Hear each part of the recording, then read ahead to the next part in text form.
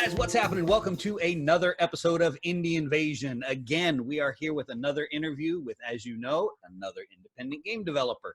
And today I have, as always, my partner in crime, the instigator of many things, causer of trouble, and the guy who sucks me into games, as I happily do to him as well, Huffman Worldwide. Say hello, sir. Hey guys, how you doing, Ian? And we have Iain McDonald with us today of Flags of War and Funky Skull Games. He is the designer, creator, and you are the sole source of Street Wars, are you not? Yes, just me. Okay. And a disapproving wife as well. And a disapproving wife. I think our pile of miniatures, we can all feel that sometimes, the disapproval. Only not really. Eric and I were talking about that last night. We are very fortunate that our spouses humor our plastic and metal soldiers that we like to push across the table and occasionally make pew pew noises in the process of doing that. We've all done it. Oh, yes. Sometimes you just have to. We play Wings of Glory here as well, the World War I, and it's almost mandatory to make the airplane noises as you're flying along. I think it's almost mandatory. At least once during the game you have to. So, Street Wars NYC, the 1970s street gang skirmish rules. How in the world did you come to that? Which, incidentally, I would like to point out, although we are putting this up as a video too, so I'm going to show it, but for those of you who are listening on audio, any game that has a skull with an afro as the logo deserves to at least be checked out. Just going to throw that one out there. That alone. So how did Street Wars start? Well, it was obviously a big influence from a number of movies. Movies being like The Wanderers and The Warriors being the main ones. I enjoyed they were made way before I was ever born, but I grew up watching them and enjoying them. They're very cult type movies, and from that I wanted to start gaming it. I've been a gamer for many years. The Flags of War was running for a number of years, way before I even started Funky Skull. And I was saying, well, there's actually not a set of rules out there that kind of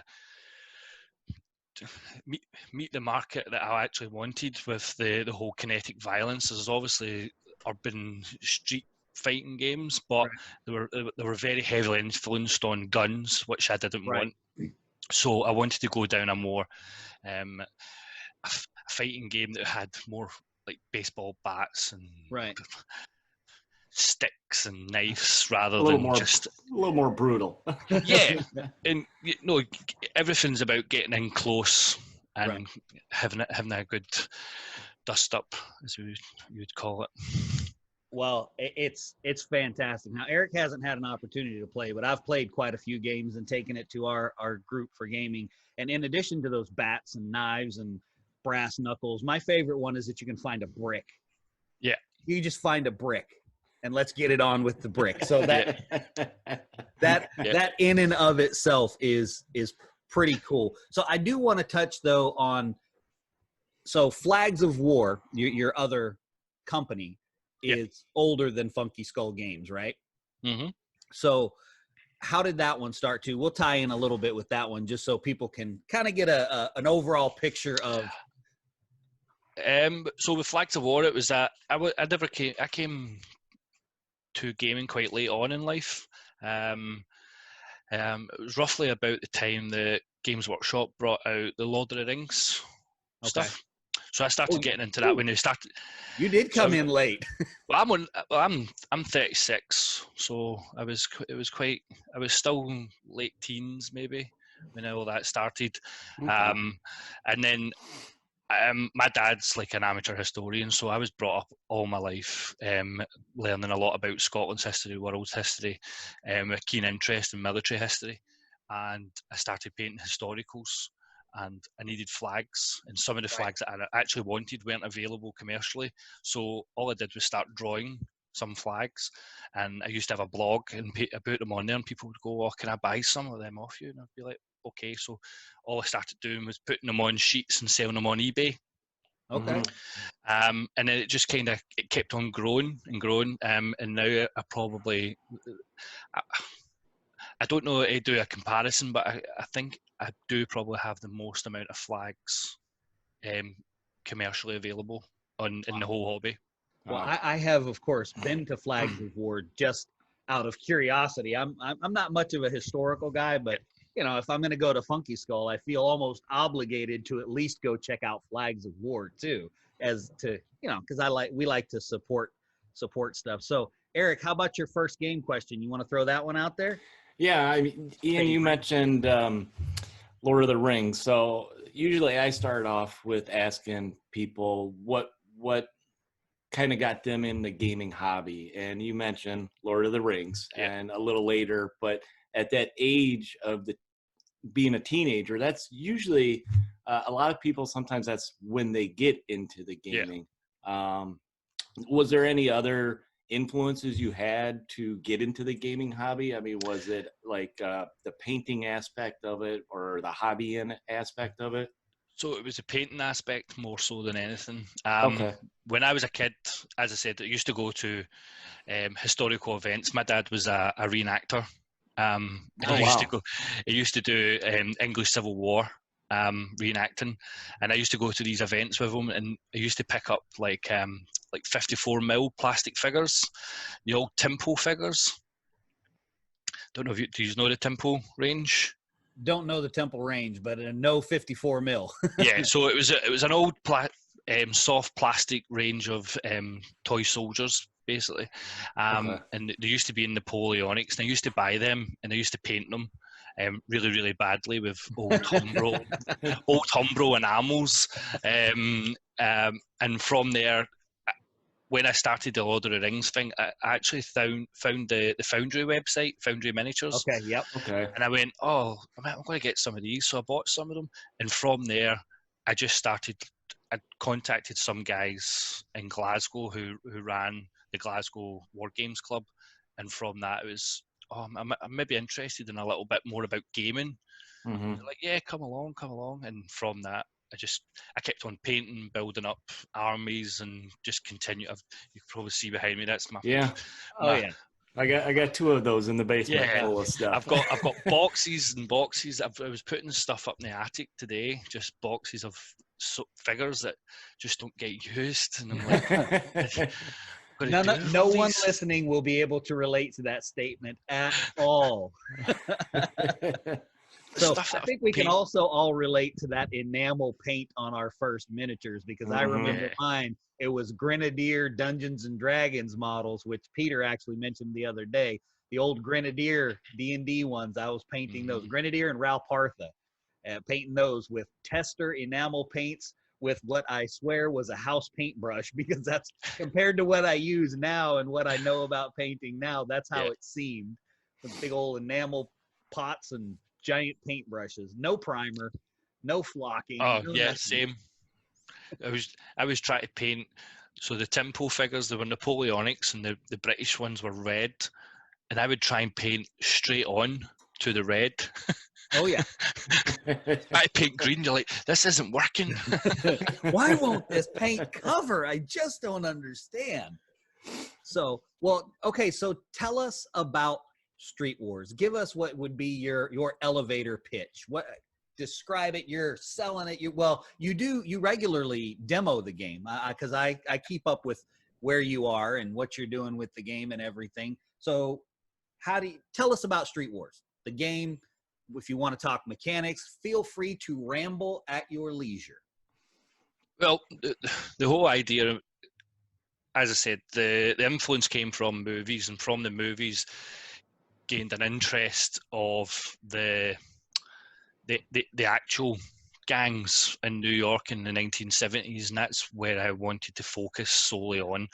At the period, some of the things that were happening in New York, like there's one of the scenarios I actually do was a big influence on it, and I don't know if you played it, was in 1977 blackout in New York, and everyone going crazy, and that's one of the scenarios that I love to play within the game, because you start off the game with cops. But that was what I was trying to do with the game, was get across what the actual gangs were going through in New York at the time, because there was so much happening in terms of the poverty and everything. Right.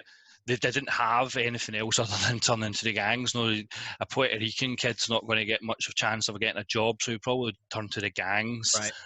And that was what I was trying to do, and bringing in, not trying to make it like glamorize it at all, but Right. try to show that it is quite brutal. Right. I'm not giving a like for like example of what these guys went through or anything, but it was just trying to show you can have a bit of fun with this kind of period, and play a skirmish war game with it. Sure, because it's really not any different than any other skirmish war game that emulates a historical period, because they're war games. So whatever period you're trying to establish in, someone's dying. So I agree. It's not belittling what it was. It's emulating it and putting it on the tabletop. And my experience too, and you kind of had the reverse with your dad taking you to the reenacting, but a lot of times people take the opportunity to learn the actual history about a game if it has a real historical reference. For me, when I play, because I love to play narratively, it could be something totally fantastic, but if it just hits on a few, even distorts the history a little bit, it still makes me want to go and look at what the real history was about that and go, I want to check that out. So I think that there's a positive to that, because people that want to be too politically correct could, for lack of a better term, get their panties in a wad over. Yeah, I have had it a number of times with the game. When I first started the game, we had some of the miniatures, and because of the way they were sculpted, some people were, because they were black miniatures, or black characters, people were saying, "Oh, they're very caricature."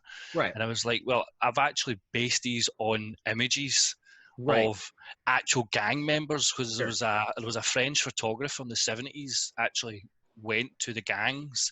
Right. Said, I've seen those pictures. Yeah, basically said, "Can I spend some time with you guys just to get a flavour of your life?" And a lot of the figures I actually base is on some of these real guys, so that like the ghetto lords are pretty much solely based on images of all of these gang members. Right.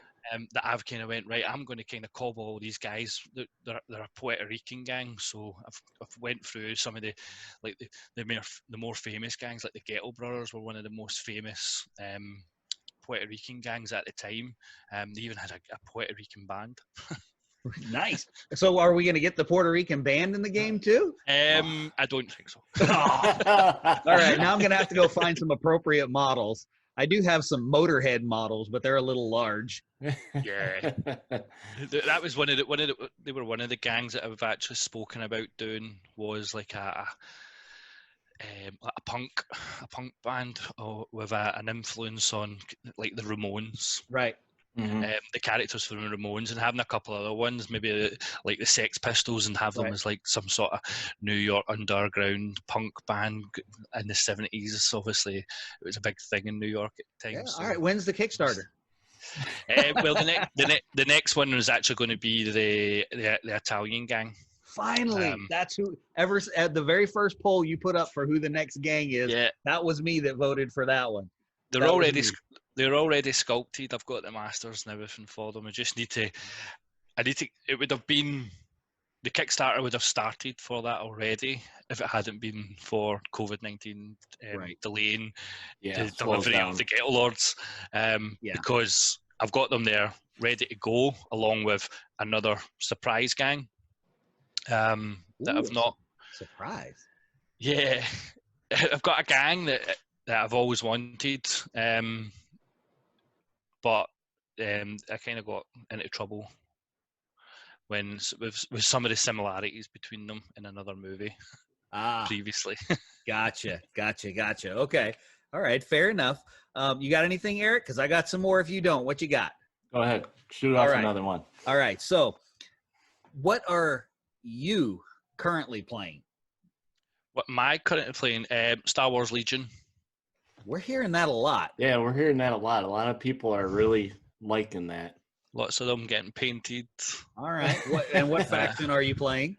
Uh, well, most folk that seem to play at my club always want to go the Imperial, so I always get left with the Rebels. I don't mind going the Rebels. I actually quite like the Rebels, but a lot of the guys I seem to game with all have a darker side, and they all want to go the Imperial. So I'm just focused on my Rebels. They do have cookies on the dark side, as the internet has firmly established that there are cookies on the dark side. But yeah, Imperial, and I'm doing some terrain building for Street Wars. Okay, interesting. There's a guy to talk to right there. Yeah, well, no, his terrain is fantastic. Yeah. If you guys out there haven't seen it, I highly encourage you. There's lots of pictures of it in the fan group, the Street Wars fan group, to go check it out. It's got the elevated A train. It's a sweet board. It's I'm really actually nice. I'm working on a new park. Oh, like okay, let a city park for them to have a fight in. Okay. It's nearly completed. It's just sitting over on the table. Oh, okay. All right. Very good. Now, can you walk us through a little bit of the game mechanics for Street Wars? Just a little bit of a flavor for it, which I would like to preface it with my absolute favorite part of the game, which I fail miserably at. It's tagging stuff. That's my favorite part of the game. I fail miserably at it. I swear, if you had an actual movie scene of my guys trying to do it, they're holding the spray paint can backwards, and it's just their spray. I just need to go over all my models and put a wash on their face like they spray painted their face. Well, some of the games that I like playing were using a lot of the polyhedral dice, and that was kind of the route that I liked. I wanted to go down, using the characteristics for each of the characters to be a dice value, right. And you've got a target number is pretty much the easiest way to go with it. So for yourself, Eric, the way that the game will start is the usual initiative. Everyone rolls for initiative, and then the way you activate your gang until you actually lose the initiative. So you're activating based on your stat, which is actually called your funk. Yes. Which no other rule set actually has. I'm glad right.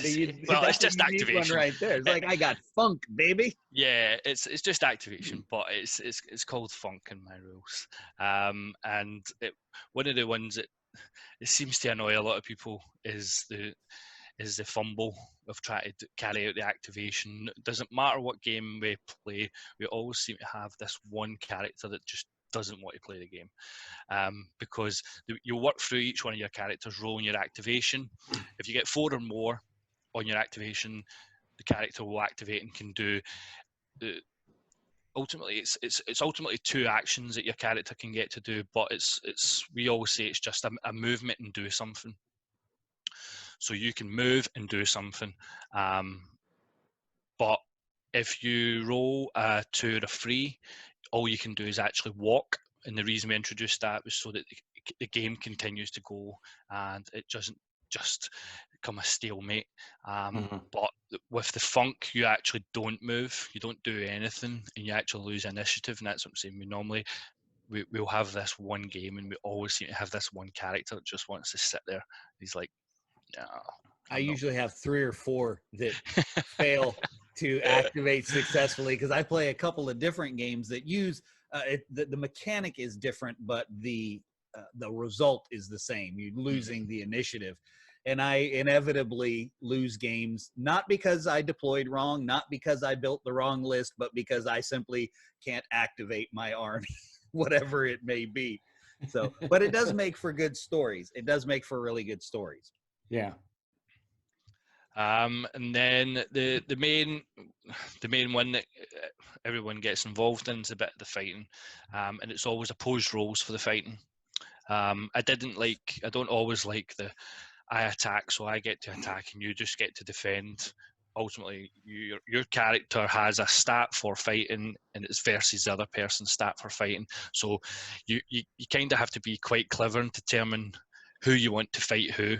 And right. you want to someone might have a D10 Yeah. for their fight, and you have a D6, and it's kind of like me walking up to Arnold Schwarzenegger and picking a fight in that particular situation. Probably not the greatest idea I've ever had. You don't want to be a lowly street soldier attacking a big warlord unless you're going in with a lot of guys. But as I say, opposed roles, whoever comes out of there is the winner of the fight, and they get to determine how many hits they can actually put against their rival and see if they can cause any damage. The way that hits work, if you actually hit someone, it's not, there's no, we've actually got life tokens, as William will tell you, it's little knuckle dusters. Yep. And if for every single, for every hit that you take, you ultimately drop all your dice stats. So if you've got a D10 for your fighting, you take one hit, you would be a D8 the next time, unless you can get rid of that wound. But you as I've said previously, you've got a funk, and the funk almost acts as your number of lives as well. Because if you take a hit, your funk will drop down too, but your funk cannot drop below D6. So if you are a D6 to start with, and you get a hit, you're ultimately out. That's your character's gone from the game. Whereas your big guys, who are your warlords, they'll be D10s. They'll drop down to a D8 and then a D6, and then they would be out. Right. So they get ultimately 3 lives they've got. So there's kind of things like that. As William said, there's some ways to find bricks. You can search for bricks and bottles to throw them. You can go tagging on walls. There's certain scenarios. You mentioned, Mac, that you can rummage through a car and find something in there to use. There's a number of objectives in the game. So when you set up the scenario, you'll go through the objectives, and each person gets a shot of placing the objectives on the table. There's loot objectives, there's flash objectives, and there's weapons objectives. So the loot objectives either get placed in a car or on a building, so like an easily accessible point of a building, so like a door or something. So you can either break into the car, or you can break into the house, or you can actually get civilian loot objectives, so you can actually rob people for their loot. The way that works for me is I end up with one guy standing by a car trying to get it, or tries to mug the wrong person. Well, when I play the game, I have a number of civilian objectives on the table. Look, and we've got one that's actually an old a grandmother. Oh, and she's on the table, and she's lethal. Because if you try to rob a civilian loot objective and you fail on a 1, so you fumble on a 1, they actually fight back. That's great. And when we demoed the game at Salute, it was actually a guy from New York that was playing the game. Oh no. And he tried to get the objective, and he fumbled. And when you're fighting the Gran, she's only got like 1d6 to fight, and she's got 1 hit. If she beats you, she's got 1 hit. And he lost every single dice roll against this little grandmother. He should have known better if he was from New York. Don't mess with that grandma. She's got something up her sleeve or in her purse. So it's those are the objectives of the game. The new set of rules that I'm working on, there's actually different bonuses for collecting loot objectives. So I'm working on an updated version of Street Wars for a different period. Okay. I think you know it. That kind of brings me into my next question, Mac, is what's in the works for Street Wars? Iain, I know you guys mentioned Kickstarter, and you just mentioned some new rules. So So let the secrets fly. Let the secrets fly. So Ghetto Lords was the last Kickstarter we did to fund it. It was just a sole gang to fund them, along with a couple of figures, single figures that you can use within the game as like hired hands. The next part is actually going to be the Italian gang. These are as I say, when we started investigating some of the things about the gangs, I was finding information on gangs that were like young mafia gangs. Yep. They were like Okay. low level street hoods that would build up to working, end up being in the mafia, or there were young kids that were their fathers might have been part of mafia. So this was the whole idea of the Napoli boys. The mob was doing that all the way back to the 5 Points in New York. That's where Capone was a member of the 5 Points gang back in. So this is the idea of these guys, is that they're going to be a young mafia gang, and a lot of the characters are based on younger versions of movie gangsters. Okay. Oh. So you've got like a young Joe Pesci, you've got a young Robert De Niro, young Al Pacino kind of thing, Nice. and they've all got lovely, nice silk varsity jackets. Of course. So that's their thing with a nice, they call it the Napoli boys, and their logo's a beautiful red rose. Just Nice. Something a bit sinister about it. Oh, definitely. I love it. What else though? You alluded to some now updates, expansion. What? So originally it was going to be an expansion. It was going to be a supplement to Street Wars, and what actually came about was I was thinking, well, Street Wars has been out for a number of years now, so I might as well just make these another full rule set rather than just a bolt on. And they can stand that. Probably about 80% of it is still the same Street Wars NYC, just with a number of updates. And the period is actually going to be 1850s New York. So basically, interesting. And the name is Street Wars Battle of the 5 Points. Ah, there we go. See, I kind of knew that. I was kind of going somewhere with that.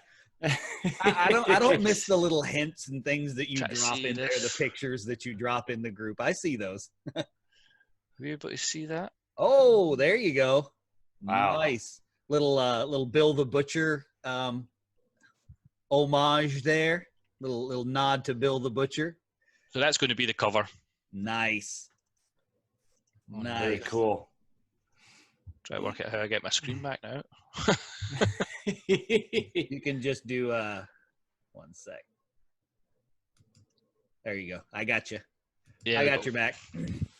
I have all the control as the host. So I'm not actually releasing figures for this set of rules. It's just going straight to potentially going to print. I need to still think about if I want to do it.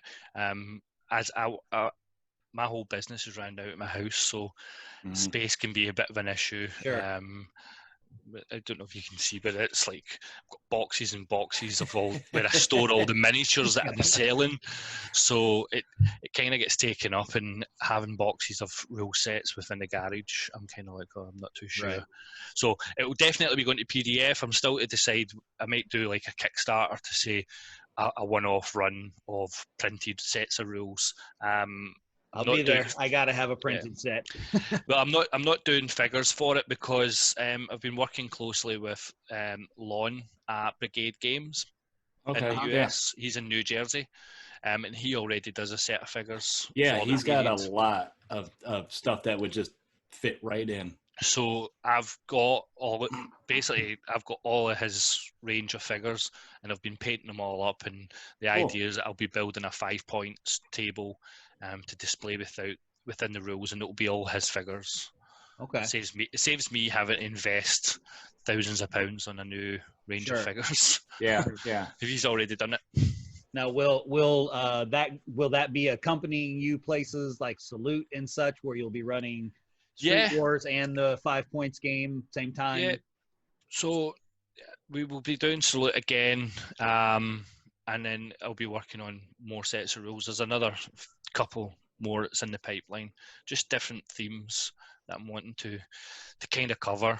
I'm doing a historical set of rules, right? Very similar mechanics, kind of try to keep that as my core theme, and then building around that with the fluff of the different periods. And one of the the set of rules I'm working on. I don't know, do you know much about Scottish history in terms of a group called the Border Reivers? A little bit. Yeah. So they were basically gangs back in the late 1500s, well, early to late 1500s, but they were basically families, and they would just go about robbing each other. That doesn't sound like a game I don't know what is, right? Yeah, it's just they became very, very famous because they were highly skilled horsemen, Right. and they would do these crimes, going onto the family's land and stealing their cattle and taking it back to theirs. And a lot of these families, it was quite brutal at the time. When you read some of the books, but not much different from like the Wild West and some of the gangs that would have been going about then. Very similar idea. So just going about robbing each other. And I was like, and it's just like, yeah, that's just street wars in a different time period. So it makes sense to actually do it. The history of mankind. Yeah. There you go. Lastly, the other theme that I'll probably be doing after that is 1980s. But like try to concentrate more on like Miami, with all the Crockett and Tubbs, a little Miami Vice action going on. Yeah, because I'm in the UK, we get to watch a lot of stuff on Netflix, and we watch a lot of things like Narcos and stuff. So you get to see all this stuff about Colombian gangs in Miami and DEA agents, and I'm like, yeah, I could go down a different route. And know how I said at the start, I wanted a set of rules that wasn't heavily focused on the setting of guns and stuff. This would probably be the set of rules that I would say this is a gang set that focuses on more of the guns. And the opportunities are endless. I'm friends with Stuart at Studio Miniatures. I don't know, you've probably seen some of that stuff. Miniatures, yeah, so he does a lot of the zombie stuff, but he brought out like sets of like Sons of Anarchy, bikers, and LA street gangs and stuff. And I was like, Mexican gangs and black gangs. And I was like, yeah, I have the Mexican gang. Yeah, could do a set of rules on the Bloods and the Crips or something. Yeah. Well, I mean, it's fun stuff because, like we said earlier, people are going to get offended about something because they're going to find something to be offended about. That's just the world we live in today. But every single war game that touches on anything historical, it's the same thing. It's just like a snapshot of a time period of what was going on. So this was what was going on. Absolutely.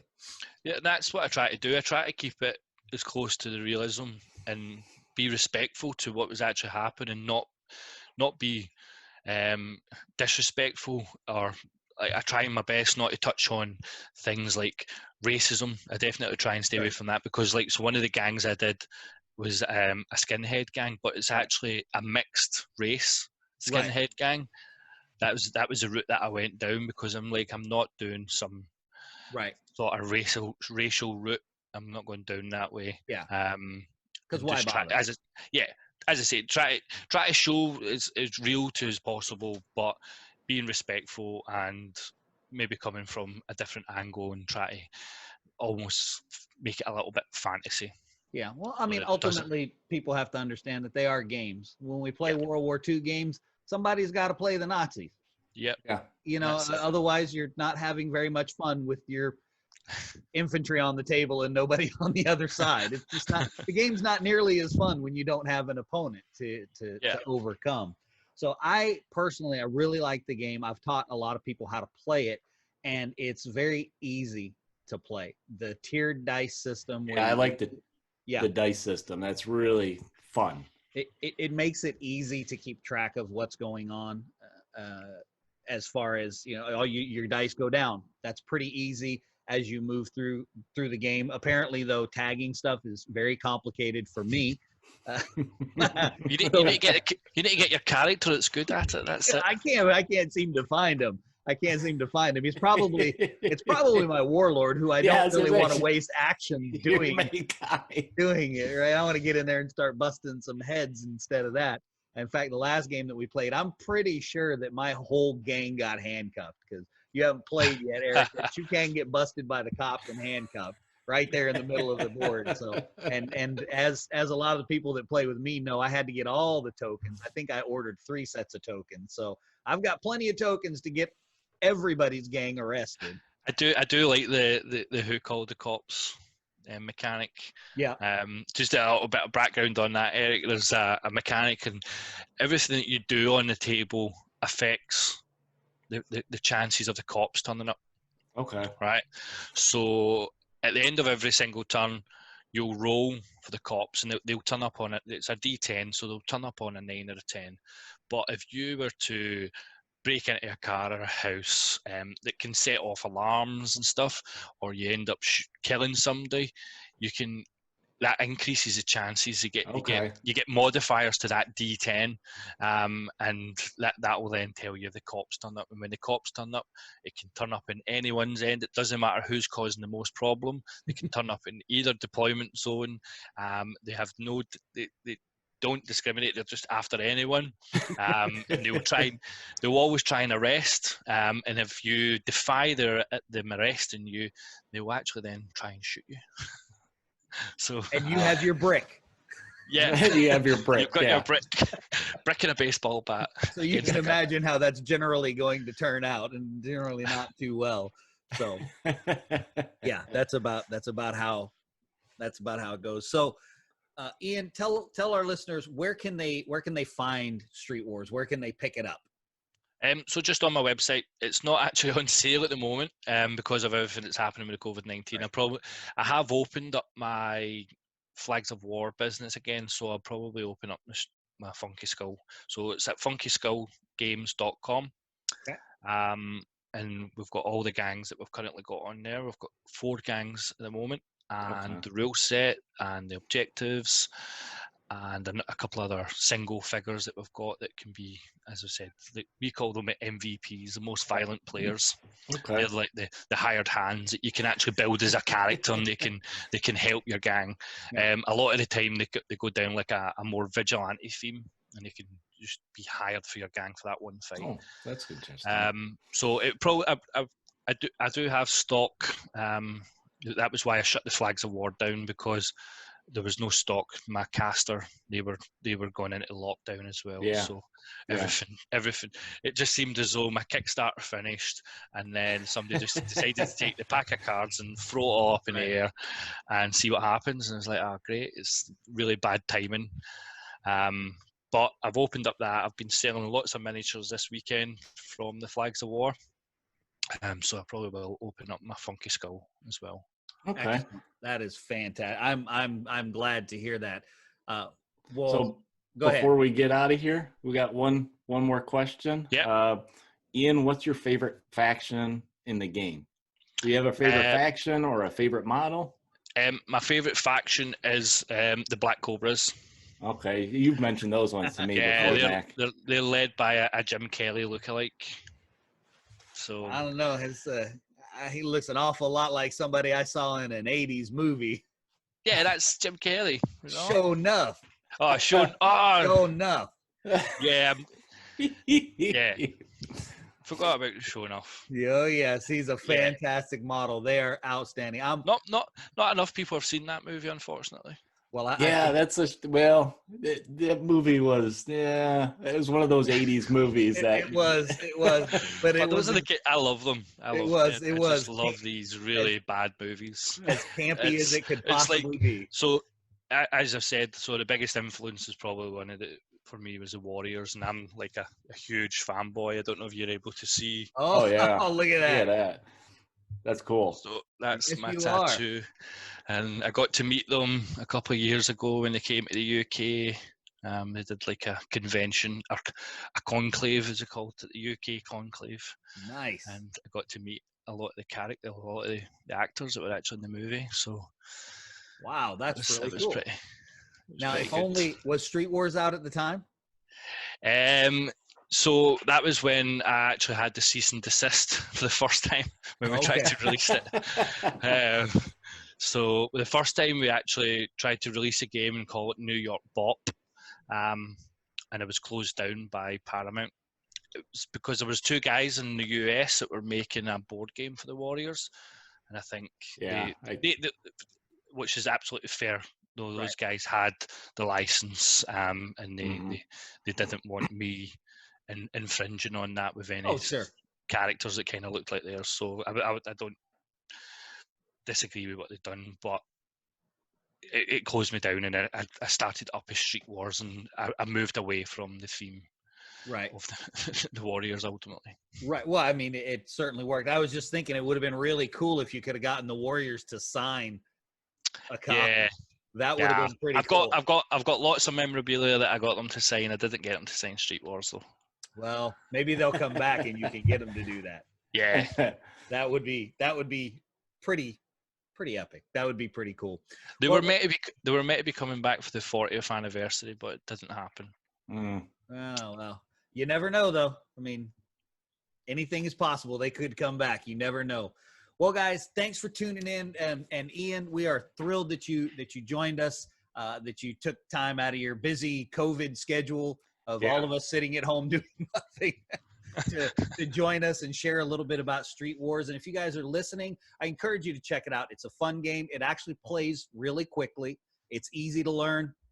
It's not an expensive game. You don't need a whole lot of models. And it's definitely a different spin on our typical skirmish games because there's not shooting. You're just knuckling down and brawling it out in the streets. So it is a lot of fun, and it's got some very unique mechanics like tagging stuff. My favorite part. In fact, one thing I need to note, there's even a token, a specific token for when you successfully do that. Haven't used them yet. I'm intrigued now. Successful. I'm intrigued now. I want to go up against Granny and see if I got what it's got. Oh, I'm not going up against Granny. I know how that'll go for me, the way that I roll in games. I'm not doing that. That is not happening. But don't forget, guys, that you can check us out on our YouTube channel, which is CoastalCon. You can check out the Facebook group for CoastalCon. You can also check out the Facebook page for Indie Invasion. And as always, you can get our podcast on Google Play, Spotify, iTunes, Pocket Cast, iHeartRadio, Stitcher, Podbean, and TuneIn. And yes, I am going to say every one of them every single time, not just all of your regular podcast locations. I'm going to say them all because doggone it, it took me a long time to get them on all of them. To set those all up. That's right. It took me more than a couple of tries to get everything sorted out. So, Iain, if you'd like to say goodbye to our listeners. Well, Mac, just thanks for having me, and thanks for you too, Eric. Thank you. Check out the website. Check out the group on Facebook, where we put the updates on the various gangs that I'm painting or the terrain. Just try to continue to build the community for the game and see where it goes. And of course, we'll throw all the links up for the website and the Facebook group in the description of the video. And Eric, what do you have to say as we head on out from yet another successful interview? Well, guys, remember when you're playing these games too, prepare for the invasion. We'll talk to you guys later. Bye, guys. Thank you.